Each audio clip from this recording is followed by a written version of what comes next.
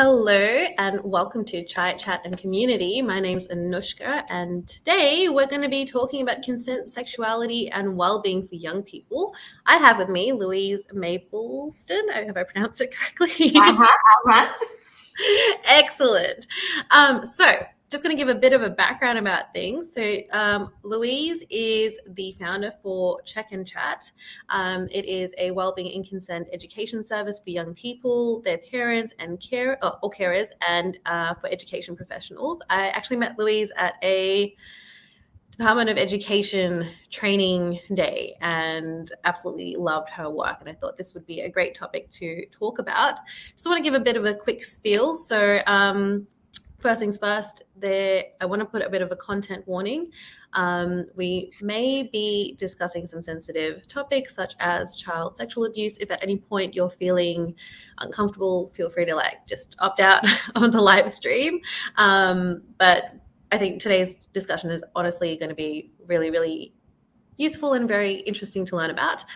So talking to a young person about sex and consent might be a little bit awkward, and perhaps a young person has expressed an interest in starting a romantic relationship or exploring their sexuality.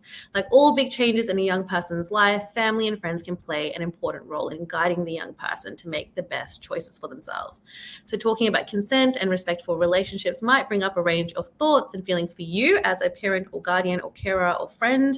And this can be particularly true if you're unsure about the legalities or if you experience challenges in this area in different times of your own life. So you don't have to be an expert to help a young person to build a healthy and respectful relationship. But, today we're going to discuss a few different things and go along from there. I'd also like to do an acknowledgement of country. So I'd like to acknowledge the traditional custodians of the land that we now call Australia, and on whose lands we live and work, and on whose lands we have lived and worked on in the past, present, and emerging future. So I'm going to dive right into it and start off with the first question. Louise, what is Check plus Chat, and what motivated you to begin this organization?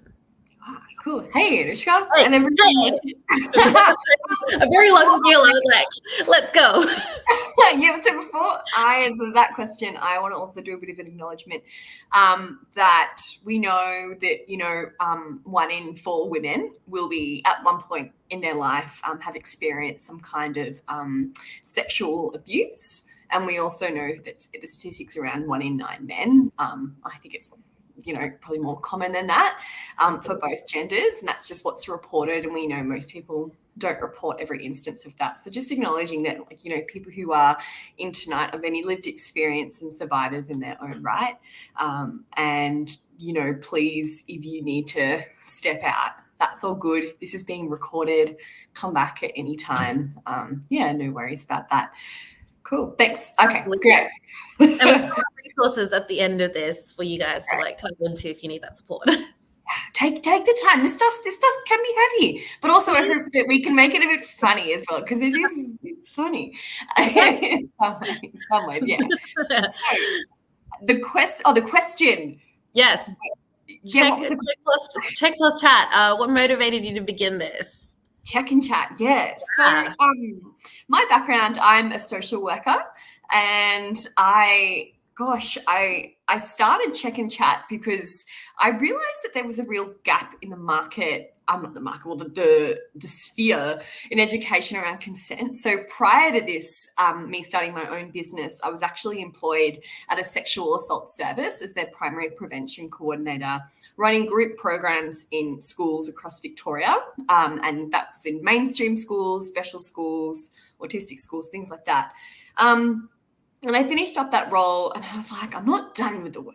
Like I haven't done what I want to do. So, and a big gap in the market I saw was there weren't any services that provide one-to-one targeted consent education to anyone from that primary prevention perspective. So it's people can learn about this before anything has happened, because normally that psychoeducation happens, in those specialized sexual assault centers or when they're sitting with the psychologist at their school after an incident. Something's happened. Exactly. Yep. 100%. Yeah, so I guess, so for me, my one-to-one work is mostly focused on people with a disability, so people who have cognitive disability, because we know that about 90% of women with intellectual disability will be sexually abused by the time they're 18. Yeah. It's awful. It is. So, and there's no dedicated service that provides that one-to-one work before, hopefully, or before any real harm has occurred. So that's why I started this service.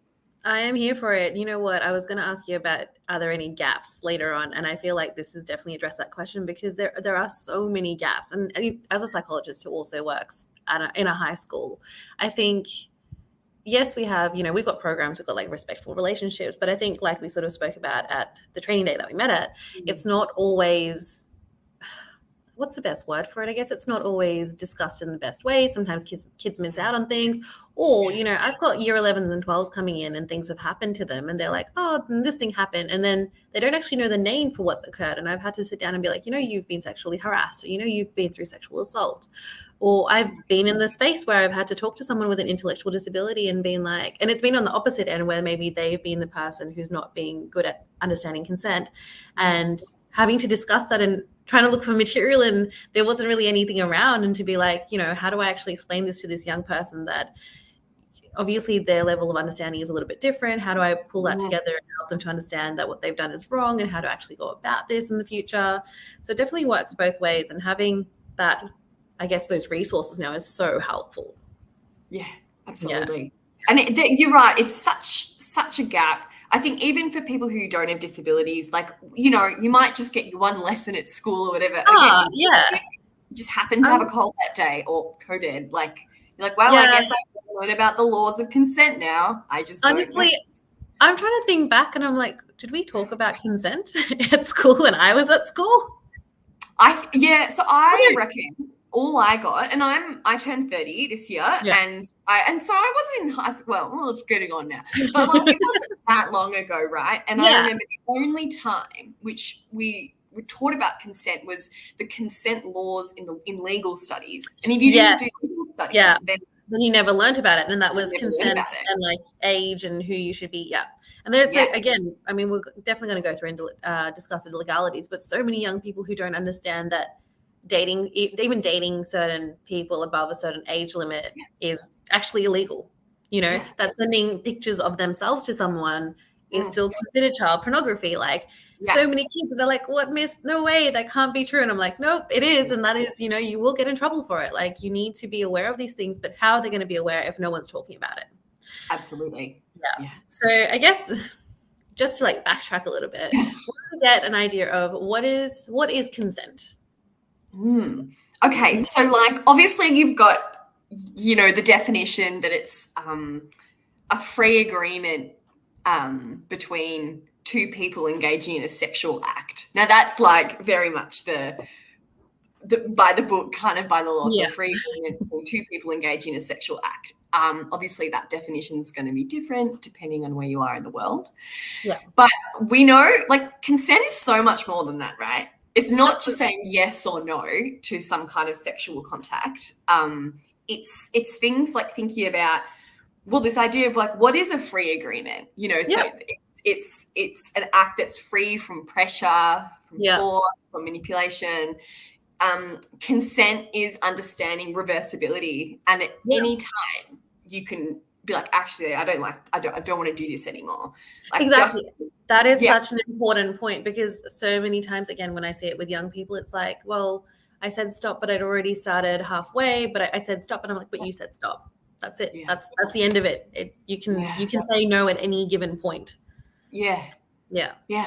Absolutely. So many people who don't understand that. Yeah. No. Yeah. Or like, I've heard but she gave me consent over text, but she doesn't want it in person, like, because she's not told you in person, so you don't do it. Yeah, absolutely. Just because she said yes at 2 p.m. doesn't mean she's keen for it at 7. Yeah, exactly. Like, things have changed. Yeah. Yeah. Oh, you're frozen. There you go. You're back. Okay. And the fluidity of that. So I think, consent's like thinking about reversibility. Consent is also like, knowing we can't consent when we're like drunk, really drunk, or when we're asleep. Gosh, so many people that say, oh, my partner tried to engage in sex with me when I was asleep. And I know that sounds so, you're like, well, of course you can't. But the thing is, like, it happens all the time. So, or even just, and this is something, particularly for really young people, it's, well, you can't consent if you don't know what you're consenting to. Oh, absolutely. Yeah. Which obviously sounds obvious, but like. No, and the thing is, it's obvious to us because we're older, and then, you have your own life experiences, you've heard stories from other people, you work in the field. But as a young person who's like, say, and I mean, look, the reality of the situation is a lot of young people do start engaging in sexual, I guess, intercourse or even sexual, any sort of intimacy around the ages of 14, 15, right? Like that's pretty standard. That's what I'm seeing in like schools as well. And they don't know what they're getting themselves into. They might say yes because it's their first time, and then halfway through we're like, nope, I don't want to do this. But the other person's like, well, we're just going to push through. Yeah, absolutely. Yeah, and you like can't consent to oral sex if you're like, I don't know what that is. Yeah, I don't know what that means. Yeah, absolutely. It makes like it's obvious to us, but again, but even like having things being said to you like that is sexual harassment. So if you are online, and this is just sexual real life examples that are coming to my mind now, is like if you're online and someone's I don't know what's the best way, drawn penises over like your photo or something, and said crude comments about you, like that is sexual harassment. Like you're allowed to report that kind of thing. That is it's, even if it's happening via cyber, or if you're in the schoolyard and someone comes and says something to you, or even sort of direct sexualized behavior towards you, again, sexual harassment. Like it might not be assault per se, but that is still not okay to be doing. Yeah, absolutely. Yep. And oh my God, Louise, the number of times that I've heard from young people, but these things happen. And I'm like, yeah, but they shouldn't. Just because they happen. And it just like, it breaks your heart because they're like, oh, but it just happens, And I'm like, yeah, but like, it's not a valid reason. Valid reason or an excuse. Not a valid excuse. Just because somebody's doing it, it doesn't mean it should be happening and that you can't say anything about it. It's complex, isn't it, right? Because maybe when someone says, oh, it just happens, that's actually them just being like, this is so difficult and complex for me to address, even just within myself, the idea of engaging with it on a systems level, or calling out, this guy who's probably in my ear at school and his friends, who's going to believe me? Like who's going to believe me? But then, like, are they even going to move him out of my class? Probably not. And kids, will go up till year 12, and then something else will happen, trigger their trauma, and they just like they can't get into class again. Like, and it's impacting their learning. Or the number of kids who are like, I don't think he or like even in the cases of she's like, I don't think they understand that what they did to me was actually assault. Like, I don't think they understood that that consent wasn't there. Yeah. Because they don't really know what consent. This is the thing, because no one's also. They don't know what it is. Yeah, totally. It's endemic. Like it's just. It's just there's so much. I do feel like Gen Z, like the kids they're very on top of things. On it. I'm like, gosh, the Me Too movement happened, and then they all entered high school, and they've just straight up it, like. Amazing. We're reaching a point where I think some people have I think I was talking to Solaire about it actually, where they were like, they have blacklists. So like some girls will start like a list of like the guys that, engage in certain. Oh no, it wasn't Slayer. It was that we spoke about that. They were talking about blacklists and how they have those, the names of guys or people who have engaged in like that kind of behavior, and just like you need to watch out for these people. Kids are getting together for that now. It's like so much more common, which I think is great. It's great for them. But I think, being able to speak about it and come forward, definitely important. But how do you come forward again if you don't know that something's happened to you? Yeah, absolutely. But then I also think conversely, the internet's, I was working in a school recently, and the teenager, it's amazing, these 17-year-old boys telling me these things, and they on Snapchat they have communities where people send in girls' nudes, which have been sent privately to whoever, and then they send it into Snapchat, and it's based apparently on like the suburbs. So you've got like a northern suburbs one of all the poor girls whose pictures are now being up on these like Snapchat groups and things like that. And that's how a lot of these young men are like accessing pictures. Yeah. And I said, does this happen to girls, just to boys? And they're like, no. I was like, oh, this is interesting. Okay. You know, yeah. But it's so this organizing is happening on kind of both ends of the spectrum, isn't it? Yeah.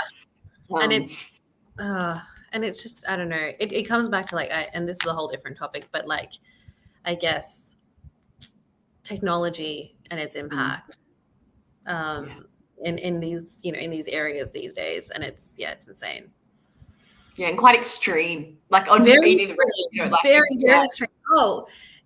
This is like even dating back to when I was in high school. They definitely had like, you know, chats for like a group of guys would have like a group for like, and they would target like a particular girl and just like go through, and they'd speak like, you know, poorly of her and all the things that they want to do and all the rest of it. And it's disgusting when you go back and read it. And like, you know, out of all those boys, someone will be added, and often this is how it happens. Someone who is half, you know, who is very aware of stuff will be added to these chats and then be like, that's not okay, guys. And then we'll come and tell like, you know, an adult and be like, this is what's going on. And then the whole thing unravels. Yeah. Basically how it happens, and it just takes one kid with, you know, with a bit of basic human decency in that, or at least a bit of an orientation on their own like ethical compass to change it. But it's hard to challenge these systems. But it is because when you're in high school as well, though, you're still learning how to fit in, right? So like, how often are men calling out men to be like, hey, that's not appropriate behavior? Or boys calling out other boys. I mean, men sometimes do, and I'm seeing it a lot more in my spaces, but like, yeah, in general, how often are people calling out other people when they're like, yo, bro, that's not okay? I don't, like, even as simple as like, I don't get the joke. Yeah, hardly ever, I would say. Yeah, at least the clients that I see. We've had many discussions. No one else. They either stay silent or they join in, and it's like, that's not okay. Yeah. And we do have a question here. So what's the right age to teach a child about consent? Cool.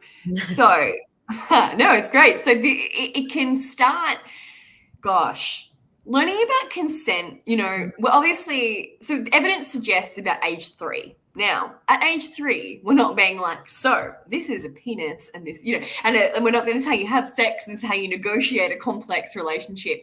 I guess when we talk about consent for like 3-year-olds or children in primary school, we're talking about body safety and I guess those principles of protective behaviors and body safety. So that's thinking about the individual understanding that they have their own boundaries, that they can learning about different types of touch, okay touch, not okay touch. This is understanding and learning the names of their own body parts and private parts.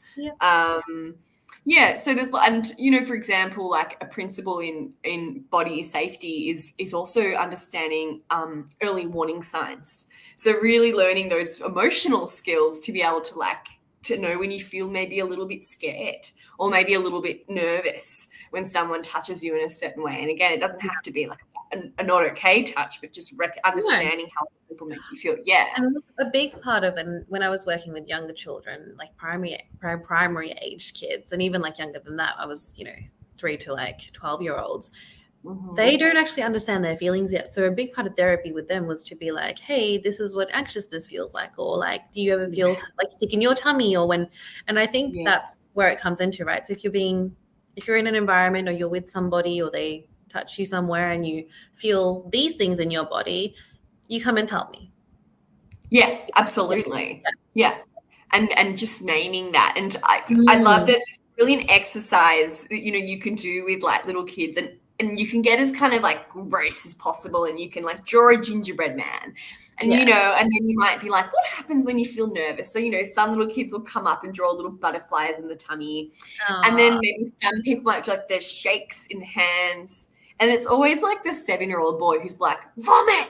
And then, you know, they like draw this like projectile vomiting, and then they're like, oh my God.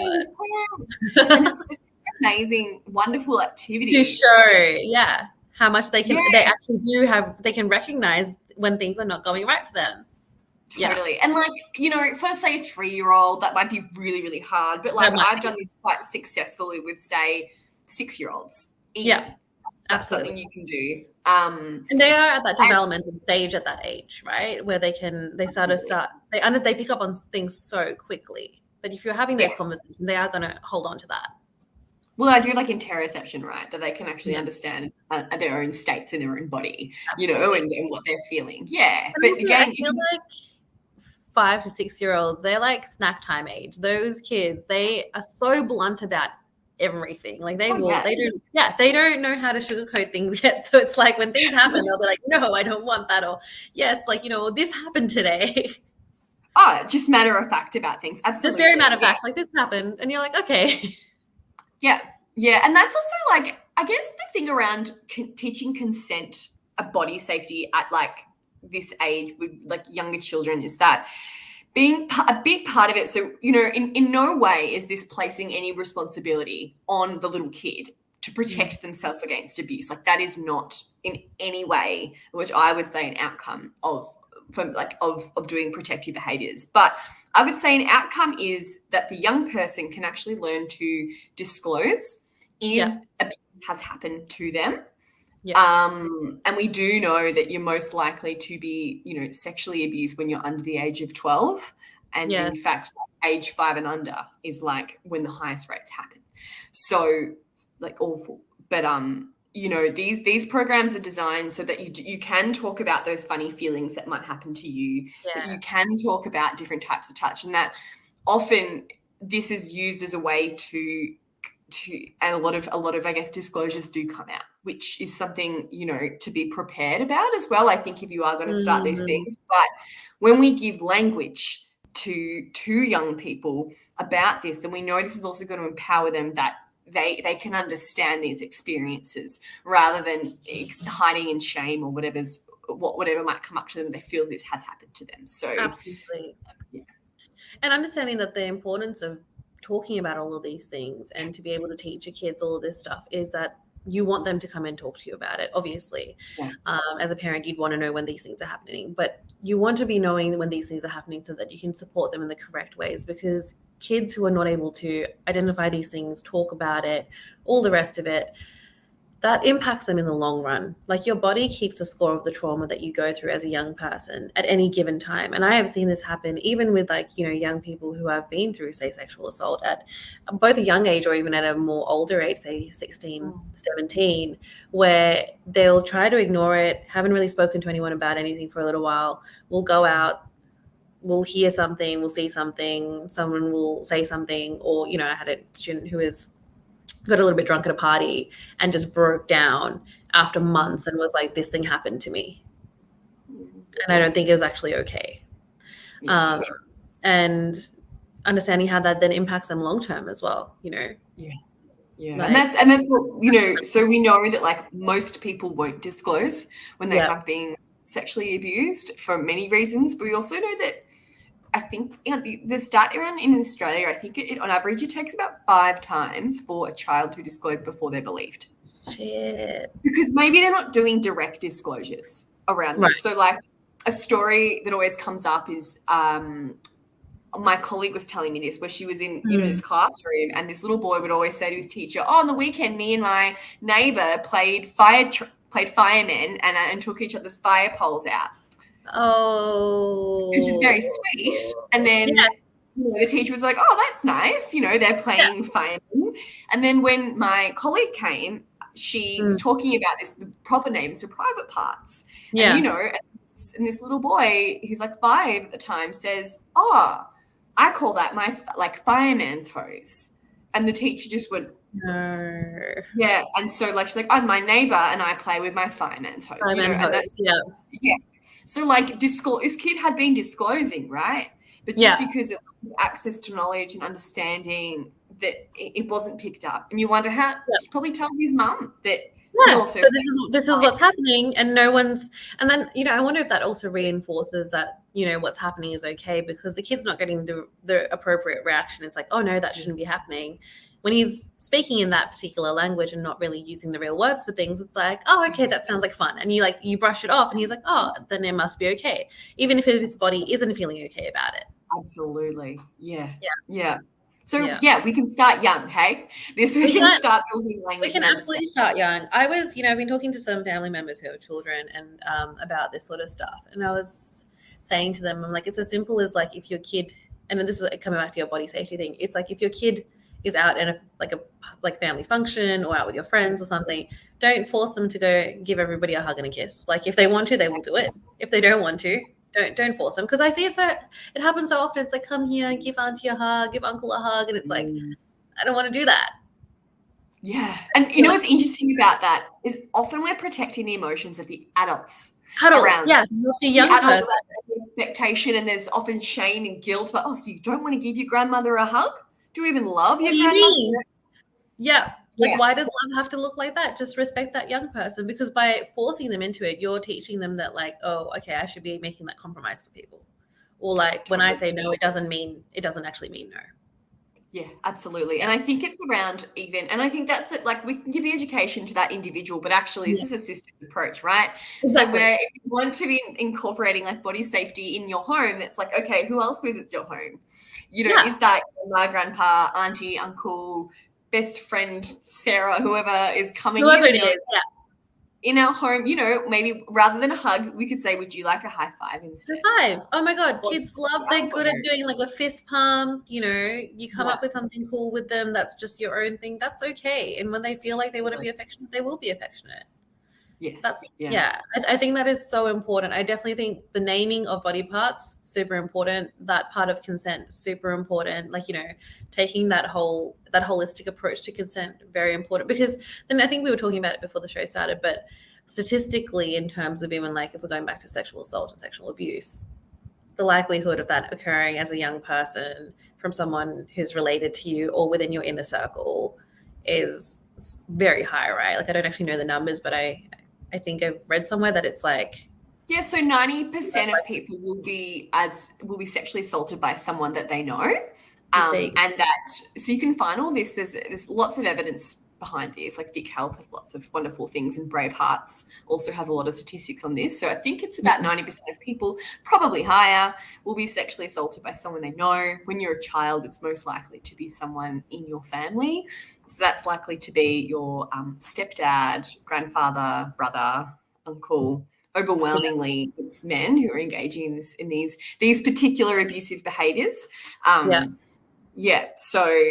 and that's just what's reported, right?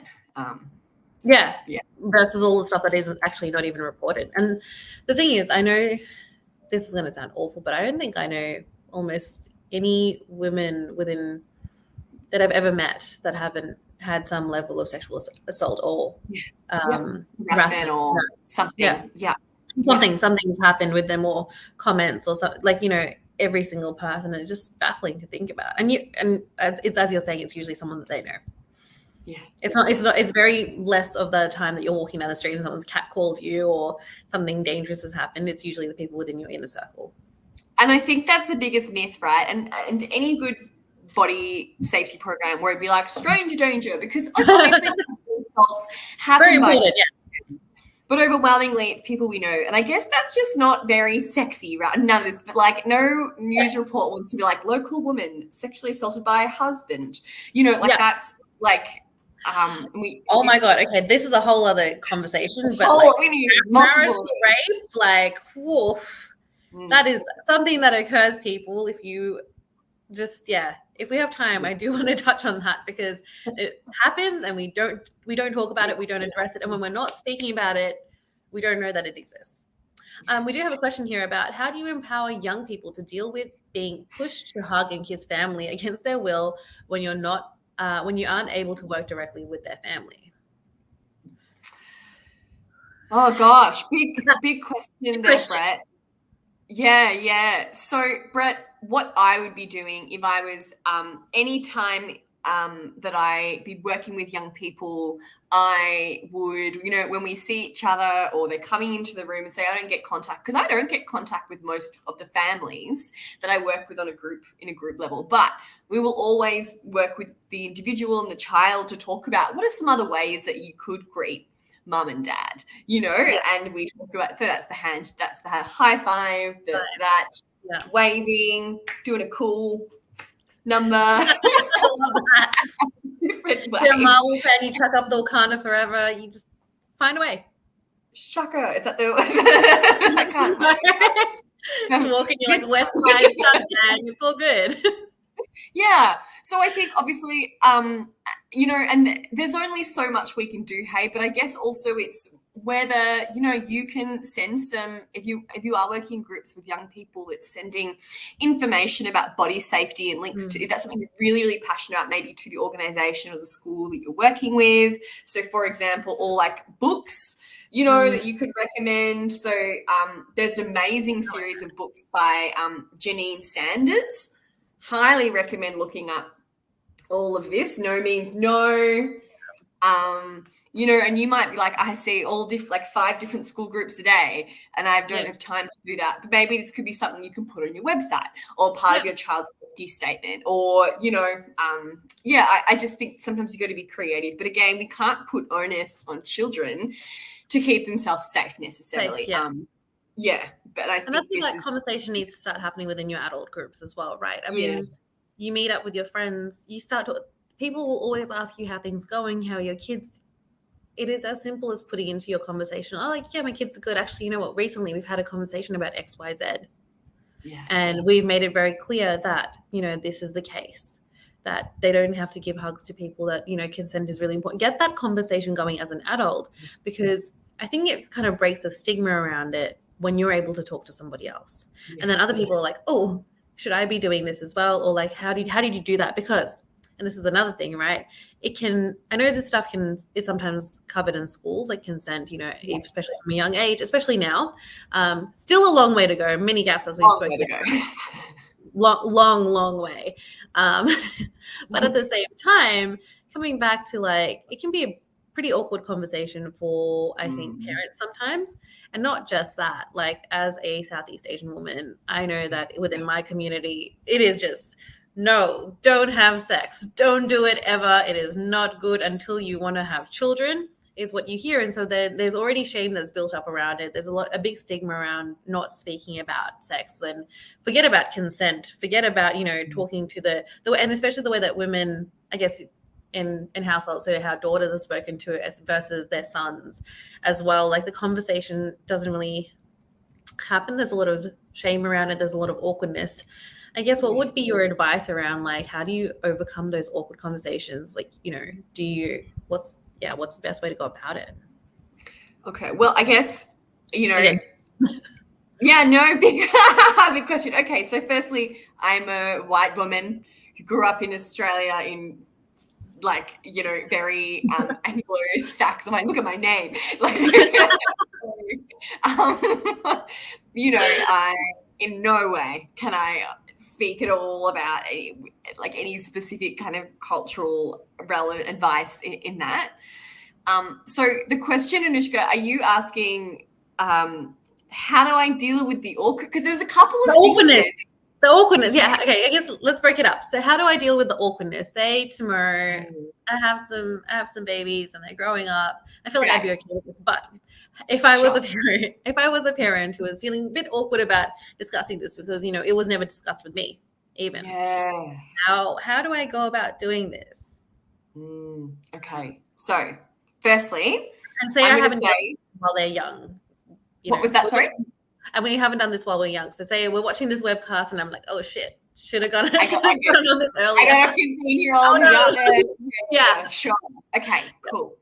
So number one, I would say you absolutely know more than you think you do. Probably because firstly, you've gotten to this point. You've managed to have some kids. You've probably been in a relationship and you probably navigate social dynamics all the time, whether that's at work, whether that's with family, at hobbies, like with your own boundaries, with your own kids. So I would say broadly, if you're a parent and you're watching this, tick, tick, like you nailed it. probably know, a bit more than you think you do. I'd also say, gosh, the internet is amazing. So if your concern is that it's, because there's two things to it, right? Because anyone can go to YouTube and be like, all right, I need to learn about, because if you've got kids, you know what sex is. Yeah. And I would also say you've got kids that and I hope that at times have been able to navigate contraception and conversations about that. Mm-hmm. I also think you've probably navigated your own reproductive rights potentially, and your own autonomy in your body and within systems. And also I'd say probably within relationships you've had, at times you have to negotiate your boundaries in that as well, in those intimate relationships. So again, I'd say you've probably had your own experience. But if you're like, I just don't know where to start. So family in Victoria, so I'm based in Victoria, I would go to any of your family planning organisations. So I know in Australia, they're in every single state. And they all have wonderful like family and parent resources on there. They also run family and parent workshops as well. Like if that's like, you can go to that, or there's often like webcasts, whatever. You can come speak to me. Or I'd also really can though. Yeah. And then I was going to point it out, like, and I can't put it into the comment section, which I will later, but I was going to throw this out at the end, but the check and chat website actually has so many resources. Like you need to go and suss that shit out. So it's check-chat.com, and I will put it up in the comment section, but like go and see Louise's work. Headspace also amazing stuff. Like, oh well, I wrote that bit on Headspace. That was my. Oh, there you go. Okay, so it's that sounds familiar, and I was like, oh, it's because I wrote it for Headspace. You wrote it. That's where I got it from. I was like, what's the best way to put this? And you're like, hang on. Yeah, because I was like, oh, that's not even. Yeah, so I work at Headspace in my other job, and I wrote the consent. There you go. That's exactly what I wrote.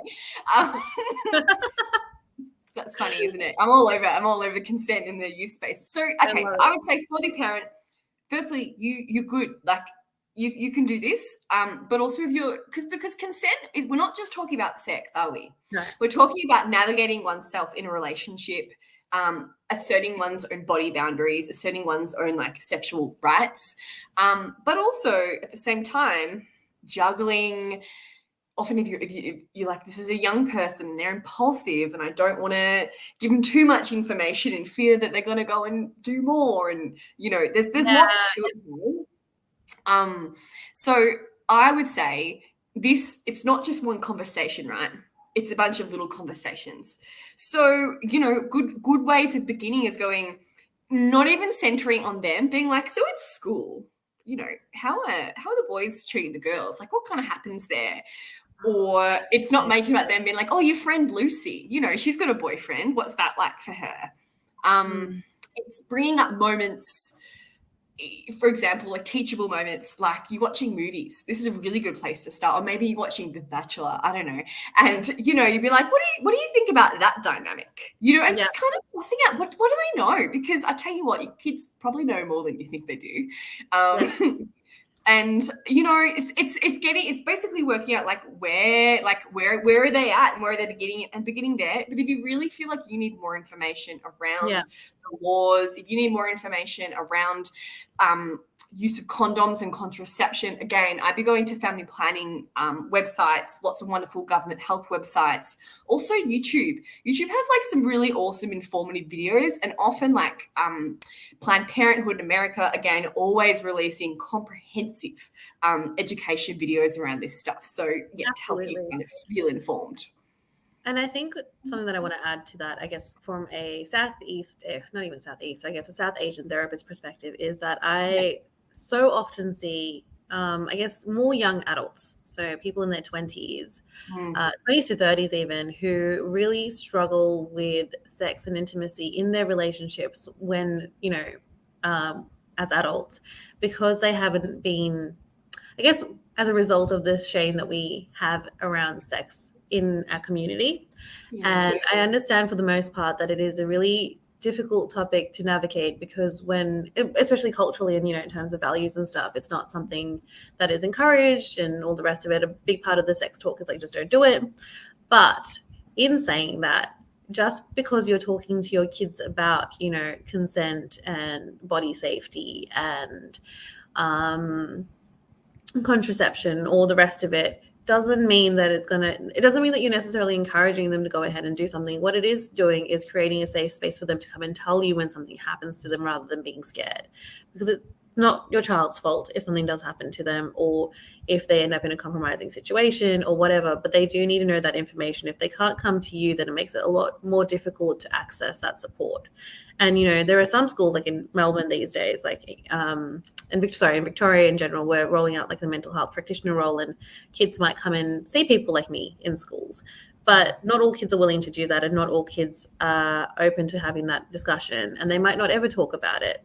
And then again, that has implications for adulthood and then the relationships that they have and whatnot.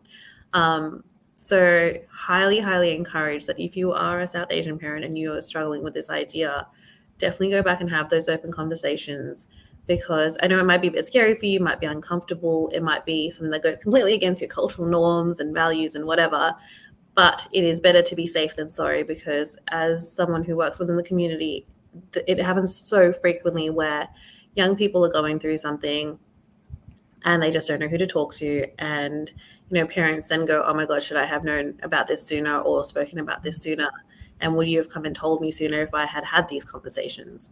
So yeah, I definitely want to put that out there. Yeah, and on top of that, there's actually no evidence that suggests talking and giving a comprehensive education about this encourages people to start being sexually active earlier than they need to be. In fact, the evidence, the World Health Organization released this report, suggests that it actually delays it. Like when people are given literacy and understanding, they can make choices about this. And also we know that they're like more likely to start a bit later. And when they do, most people are going to, be sexual at some point in their life, that they're more likely to be safer about it. So to choose the right contraceptives. Exactly. Yeah. And feel more confident to navigate like issues of being pressured or whatever. So I think, any reputable evidence paper will tell you that. So that's amazing. Yeah. That is exactly that is such an excellent point. And I think, what it is, it's about being well informed. The more informed you are, the more informed decisions you're going to be making. And, maybe, like Louise is saying, if you don't know where to go, there are all these different options. Go and do some learning yourself, come back. Ask us about it. We'll support you. There's interesting, they do a survey of high school students and their sexual activity every year since 1992, or every couple of years. And I was reading the one from 2018 or 19. They said, so they asked senior school students, so kids aged 16 to 18, who are your most trusted sources of information about sexuality? Now, number one, doctors came up. They talk to a doctor. Great, we expect it. Number two is mum. That's amazing. Mum. There you go. I feel like it's just a part of parenthood, right? You just got to deal with some awkward conversation. Yeah. And dad doesn't make it up there, but that's okay. And even boys are choosing mum as well, and then female friends, and then other males. That's interesting. That is really interesting. I'm curious about I guess almost the stigma there, or even in terms of the conversations that boys and men are having, or is it just we don't talk about it, or is it that they're scared that they might not know enough, but other boys do know stuff? I don't know whether it feeds into the toxic masculinity. Oh gosh, and I really think we should be focusing on boys and men in this conversation. Absolutely. Well, I mean, I guess you talked about, I think, the statistic earlier on that 1 in 9 men experience sexual abuse. So I just feel and that probably is underreported. But why would you think that maybe men are a little bit more hesitant to come out about this sort of stuff? Yeah. So. Multiple reasons, layered reasons why. So obviously so we know that it's most likely men who are also going to be abusing other men. So and so men harm women, but girls, and men also harming boys. And I think for childhood sexual abuse, I think it's about 1/3 is actually other young men doing this of all anyone who's under 18. And I think part of that there is, cultural homophobia. So I think young boys are like, oh, well, I can't tell anyone because people are going to think I'm gay. Yeah. Or I like having sex with men, and, or maybe they go, oh, well, if I say it out loud, then it means I'm gay, which we know it's just obviously not the case, but it's, so it's homophobia, internalized homophobia. I think also broadly, we think about, as you said before, around how these constructs of masculinity and being hyper masculine, being in control, being a man who can't be hurt by other men, or anyone else, and being the alpha in that. And obviously we're speaking in generalizations here, but, we know that men who hold tightly to quite hyper masculine norms are also going to have higher rates of like anxiety and depression, less likely to have broader social networks, and less likely to be probably disclosing internal struggles and things like that. So there's lots of reasons, and I'm sure then you could probably offer a cultural lens on this as well. Like, what do you think, like, kind of South Asian communities? I think it's very similar to that. I think it comes down to the masculinity side of things. But also, there's an excellent example of this, and I'm trying to remember the correct context and the content of it. But I don't know if you've read Khaled Hosseini's The Kite Runner. It's a book I think they use a lot in schools as well. I reckon I did. Is it Iraq? Was it? It's based in Afghanistan. Yeah. Yeah, with Hazard. Yeah, and there is a very problematic, I guess, rape scene that occurs between basically a servant boy and someone who's of like a richer upper class. And the idea behind it is that, like, the person who does the assault doesn't necessarily see himself as being a perpetrator or anything like that. He sees it as like, I'm bullying this person. But that book in itself, the way that you come out understanding it is that because there's such lack of understanding around consent and around sex and sexualized behavior, that it doesn't quite register to that young person that that's not an appropriate thing to be doing, and what that actually means for the other person. And I see this as well as someone who's, and there's a multitude of different documentaries around this sort of stuff, but going back, say, even within South Asian culture, India's Daughter was, it was a huge case in India where like a girl was raped on a bus. But when you watch the interviews with the perpetrators, it came down to lack of education around sex. All they have access to, firstly, they don't have access to generalized education, the people that were the perpetrators. But secondly, the only education they're getting is from porn. And they have all of these feelings. And actually the novel White Tiger covers this really well. I know the movie's there too, but the book covers it really well, where they see it from that lens and perspective. It's like, I have all these feelings and all these things come up, but I don't know how to navigate that and where to put that towards. So when the feeling comes up, I just do what I need to do. And that could be targeted at women, that could be targeted at men. So if we're not having these discussions, and you're not educating young people, and you're not educating young men about what sex is and what is right and what's wrong, and how to actually ask for consent, and what that actually means for somebody when you go ahead and do something that they don't want you to do, I think it's just going to be inevitable almost. And it sounds like a really big statement to make, but I think it almost is. And education is such a big part of that, because that's every sort of these different cases that I've ended up seeing does boil down to that. And it's the same with men not coming out to discuss this when it happens to them. It comes down to a lot of that shame, a lot of I'm not too sure what's just happened to me. It's pretty normal. Or when sex shame is a really big thing. I know in some South Asian countries, what happens is, because you can't sort of have sex with women, it ends up being like, all right, we'll have sex with men, and it's the same thing.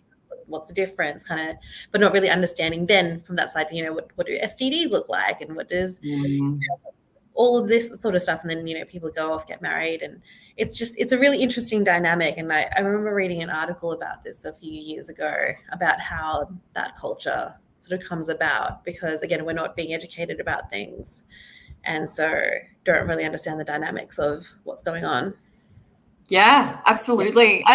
Gosh, you covered a lot there. Maybe like did like broad picture, like we went from like being abused to the abuser, but like there's so many reasons that I think what I want to talk about this. So I think I don't want to say that have the inference that obviously like people who watch porn are therefore going to be like raping people. No, absolutely not. Yeah. But I do think if that's the only thoughts of you, that's all you know. So okay, so we know that in Australia that like I'm pulling out these stats because it makes sense. People can understand this. So that the average Australian boy will be watching porn will have watched porn. The average age is 12. Yeah. It's young.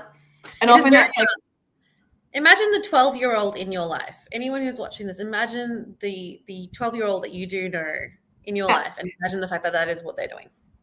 Yeah. And it might be that the 12, so it's about 50% of them will have seen it. It might be a friend sent to friends. Do you know that teens send each other porn? Teens send each other things and they're just like, have you seen this? Oh my God, it's so weird. What are they doing? Or it might be that they can kind of accidentally come across something or they've heard about something, you know. So, I've seen it in young children who will maybe have seen something, maybe walked in on something happening, then are playing with toys, and then we'll be like, and they're very good at articulating it through their play. Yeah. Very interesting to pick up on. Yeah. Yeah, absolutely. So we know the average boy is watching at age 12. This is your typical Australian kid. But we also know that people don't really have sex, like, you know, intercourse until they're like 17. Average age is about 17 in Australia. So you got 5 years that young boys are like just watching porn. And we know that like most porn is considered what would say have aggressive or violent acts. Absolutely. Michael Flood is a wonderful researcher on this. And if you YouTube him, Michael Flood, he's got wonderful resources about the boy's brain and how porn really shapes it. But we also know that like most porn that people are watching, consuming involves like a violent act. So you've kind of got no one's really talking to them about it. Most of the boys are watching it, they're sending it to each other, and then it's normalized, right? So how would a 12 how would you know that it's not okay? Yeah. How would you know that you've got to know about being gentle, that there are other aspects of sex, that there's a difference between sex and intimacy, and there's, you know, a difference between intimate emotional connections as well. Like totally. And like it's most worrying for, say, young men who, and I come across this, so in my business, like I see a lot of young men with autism spectrum disorder, and often these young men have high rates of also being victims of sexual abuse, but also engaging in harmful sexual behaviors towards other people. And one reason, there's many kind of reasons around this, and obviously not all autistic people, but it's that often maybe in these teen years, they're struggling to create more social relationships and relationships where they are practicing like consent, whether that's just within friendships, on sexual relationships, and just a whole range of different relationships. So it's not being challenged. They're absorbing all this information. Sometimes for a lot of my clients, this is the only like friends or like the porn stars exist in all these different videos. They can watch them all the time. It's who they can feel connected to, you know, and then they kind of then are getting maybe eventually to a point where they are in sexual relationships or opportunities to do so and find themselves in trouble because then they're kind of trying to act out sex as if they've seen it. It's like I'm copying the behavior that I've seen. It's very much what's been modeled to you. Totally. And this happens also like within obviously people who don't have neurodevelopmental disability. In fact, most people who engage in harmful sexual behavior don't have a disability. No. They're just your average Joe. Well, they're your average person this is what they've grown up, this is all they know, this is what they think is appropriate, and they've never had conversations, education, or anything like that, and feel like, okay, well, this is how I'm supposed to express it. When it happens, that's just how we do things. And you know, then having to unlearn that behavior to then relearn it is so much harder than just learning it from from day dot, you know? Yeah, Absolutely. And I think it's inevitable. Like, if anyone would be like, just no porn, you can't watch. I'm telling you, no, don't do it. No, yeah, that's like, not the but even then we've got like problems with like the number of things that I've seen with young people who are like, and this is just going into anatomy for females, being like, oh, you pee from a different hole and you have sex from a different one, like, and that sounds really very blunt to say out loud on a public forum, but that's they not knowing where things are and how to navigate that. It's like mind-blowing. Or even the name. People have name. Wow. Just using the words. What do you mean by using the words? Often I'll say, this is the vulva, and I'll go, revolver? And it's like, what are you talking about? Not a revolver or a Volvo. So like I do think that porn, and if you're a parent and you're like, I know my son is watching porn, so there's like girls on average I think start watching, or they'll be like about the age of 16, 17. So again, we still know that women are looking at this at quite a young age and going, oh, is that, and we all know that, I think, but also like, is that what I should be expecting? Correct. And we filmed in male gaze. Yeah. So if I was a parent watching this and you're like, gosh, I want to kind of talk to him about some of this stuff, firstly, what I would be thinking about is talking about just represent. You don't have to name porn exactly, but maybe you can even start with like just like movies or with like images in different places, and getting them to think about like bodies and realistic bodies, and going, what do you think most women have a size 2 and have G-cut boobs? Like, do you think that's, like, maybe even see breasts? Yeah, totally. And getting to think about just like the people that exist. And so the difference for porn world versus real world, right? Yeah. And you don't have to name porn, but you can look at movie world versus real world. Movie world versus real world. You know what and it's just come to my head, but the TV show Sex Education, I reckon, so good because they cover a range of topics from start to end, and you're just like, not just in terms of sexual identity, but in terms of sexuality, in terms of consent. And as a young person watching that, I think you would learn so much from it, because sometimes amazing. I feel like I learned so much from it. It's very interesting. Yeah. And I'd probably also, if you're wanting to like kind of talk about or start thinking about porn, is it's so hard, hey, because sometimes mums are like, this. I don't want to talk about that.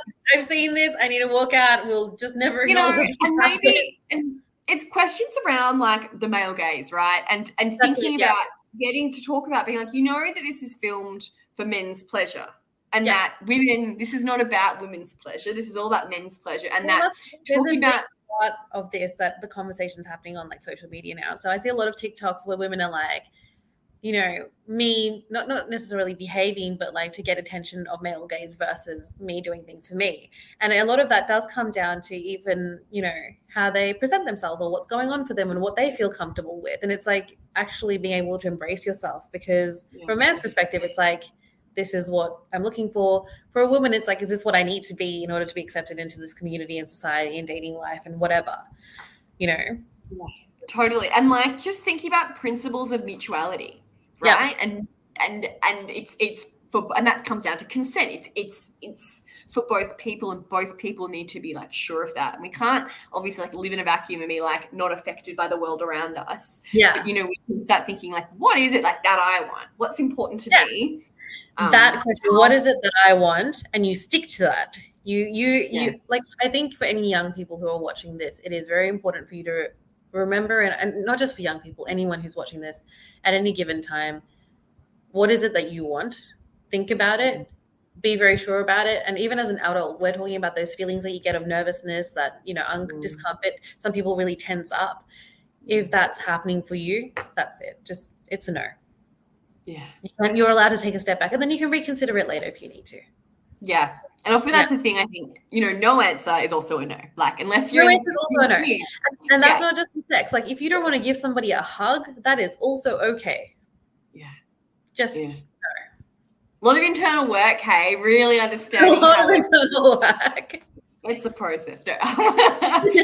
You'll get there eventually. I want to say thank you, Anushka, for having me tonight. No, that is okay. I heard you, and my immediate thought when I met you was like, oh my God, we need to collaborate and we need to do things. And my brain was like, yes, webcast. And I was like, yes, I'll interview her later. But no, thank you so much for being on this forum, and I really appreciate it. I feel like we've covered a lot in a very short amount of time, and that this is a discussion that could probably continue to go on and happen. But for anyone who's watching, the resources are in the comments. If you want to find Louise, what's the best way to find you or to connect with you if people are wanting to? So just head to my website. You can put into Google Check and Chat, or the website's www.check-chat.com. On Instagram as well, Check and Chat. That's the best way to connect with me. Amazing. And if you're looking to find me, I am... What's the best way to find me? umidpsychology.com.au, or you can also find me on Instagram, umidpsychology. Yes, thank you so much for being here. Really appreciate it. And I'm looking forward to having more conversations like this with you. If anyone has any questions afterwards, feel free to send them through. If we get a chance, we will try and answer them. But yes, thank you everyone for joining us today. And for anyone who's watching this after it's been recorded.